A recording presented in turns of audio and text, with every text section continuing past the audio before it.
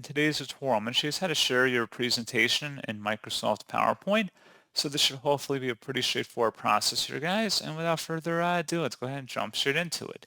So all you have to do is open up PowerPoint and select the File tab up at the top left. And then you want to go down and select where it says Share.